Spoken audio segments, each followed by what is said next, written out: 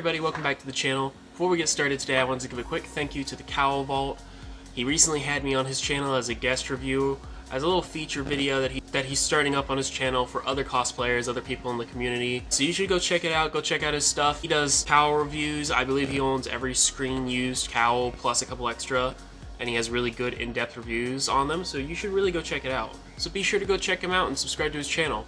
Before you do that, subscribe to this one. We're almost at our goal of 250 subs to do a Q&A video. I'm super excited for it. I've gotten a lot of good questions. I've gotten them typed up with answers and everything. I'm super excited for it. I got asked a couple of questions that I honestly didn't expect some of these questions. They're really good. They're really interesting, and I'm very excited to share my answers with you guys. I believe we're 14 subs away at this point. We're 236 out of 250 for the time of this recording. So let's try to push for those last 14. And without any further ado, let's get in on today's video. So the topic of today's video is the basic tools you'll need when using EVA Foam for any cosplay that you might be doing. EVA Foam is a very versatile material, comes in many different thicknesses, sizes that you might possibly need. I believe it comes from 2mm all the way up to 12, maybe more. 12 is the highest types. And if you don't know what all it's used for, I mean, it's used for all this back here. That Red Hood helmet, the Batman cowl, the Bane mask, all of that's made out of EVA foam. Using EVA foam, you want to make sure that you have the right tools. So the main thing you want is a knife, whether it be a standard little $2, $4 X-Acto knife, a box cut or anything like that will work. Different sizes for different thicknesses, different angles, precise cutting, anything like that. I have this little box here that you just unlock with the slide, open it up. This one's got a bunch of different blades, 3 different handles, and a little sharpener down at the bottom. It was only like $20, so it's not that expensive if you want to just go right out and get that. The next thing you'll probably need is a wood burning tool. Wood burning tools are great for adding an extra detail, any kind of V-grooves or anything like that. They're a wonderful tool. They come with several different blades normally. They come with several different tips, not blades, that can be used to get into different angles, different grooves, anything that you might need. The next thing you're going to want is some wood glue, some contact cement. Not like Elmer's contact cement that you would use for school supplies. That's not really strong enough for what you're going to need to hold the angles and everything, the intricacies that you put on for stuff like that. You're going to want, like I said, wood glue, barge contact cement, something stronger. You can find that in Walmart, anywhere, basically. That's normally what I use. It's like $5. I don't have any on me right now, actually. I think I used the last of it recently. But one of the things I like to use that go hand in hand with that really is sponge brushes. You can get a pack of like 20 sponge brushes for $5. I use these to dip in the glue and spread the glue, use it for paint if I need it. It's just a really good tool. I believe it is a necessity. I mean, you can obviously use real paint brushes for the painting and stuff, but you've got like a pack of 20. They last for a while with the wood glue, so you've got plenty to spare. Like I said, they're only $5. Speaking of glue, a hot glue gun is also needed at times. Whether it be for low temp hot glue, high temp hot glue, certain things for certain angles really need an extra helping hand, such as this Batman cowl behind me.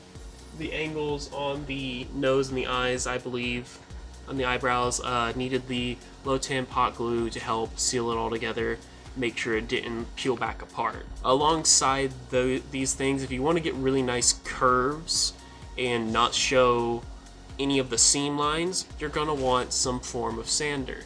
Whether it be a sanding block right here, which was like $3, or a Dremel. Dremel is an amazing tool. I think you should have one anyway, no matter what.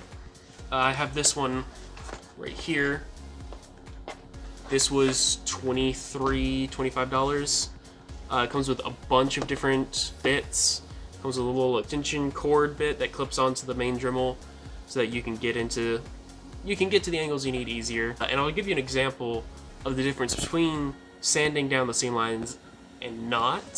So when you don't sand down the seam lines, they're really obvious, like this. This is one of my earlier stuff. I did this like, oh my god, 2 years ago at this point. A year and a half ago when I first started this. Keep it because it was my first, like, something I made that I was really proud of, the first thing. Yeah, you can see all the lines, all the seam lines on it. because I didn't know what I was doing too well. This cowl, by the way, is a template from Batouttahalecosplay. I will leave a link to his channel down below as well, because he's also on YouTube. And he has a bunch of different tutorials and stuff that you should go watch. But not before watching my videos, of course. Now the difference between that and something I made more recently, being this red hood helmet, is you can tell the seam lines are still kind of there, ever so slightly. They're a lot less, because at the time when I made this I actually didn't have the Dremel, because I was too stingy to buy one. But I did have the sanding block. The sanding block helped out a lot. So if you don't want to buy the Dremel, but you still don't want to have like really bad seam lines, sanding block's a good way to go. So as you can see, you can kind of see them, but they're very much not as obvious as just not doing it at all. Another important thing when you are doing foam, before you get to the gluing, once you've got your shapes cut out, whatever they may be, you're gonna want to seal them up. You seal them up with a heat gun. The foam has a bunch of different little pores in it that make it harder for the glue and the paint and everything to stick to the foam and keep it the way you want. It also, when you use the heat gun, you seal up all those pores. You also make it easier to bend and form and shape to whatever you need it to be while it's heated up. And that helps it maintain that shape, and it helps the glue maintain that shape once everything's set in stone. So it's a really useful item. Again, it's most of these things $20 for the big power tool stuff. This heat gun also $20. It's a really good one too. Another little tip that I like to do, and you've seen me use them in some of my other videos when I've done tutorials, is just, you know, little pins. Use them to tack down the templates. You can either trace it out around it with a silver Sharpie, is what's best in my opinion for marking foam, because most of the time the foam is black and a silver Sharpie shows up the best. You can trace out the templates, take out the pins, and then cut out from the inside of the trace. I'm lazy, I keep the pins in and then cut out from that. Sometimes it's necessary, sometimes it's not. Most of the time it's not. Another thing that's helpful if your foam, if you get foam from certain places, like ordering it online, it normally comes rolled up and everything, it doesn't want to lay out flat. Getting these little weights, little like 1 pound weights, whatever, to just set on the edges. These are for fabric, you can find them in any fabric section of a store, I'm pretty sure. Just set them on the edges, it'll keep it laid flat while you work. It's very helpful, because they're small, they're out of the way.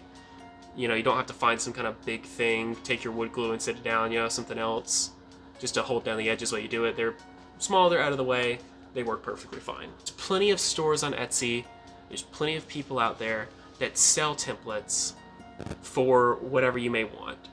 Me, for example, I have an Etsy page and I sell templates. Some of the things I sell, I'll give you 2 examples that I have on hand that aren't packed up.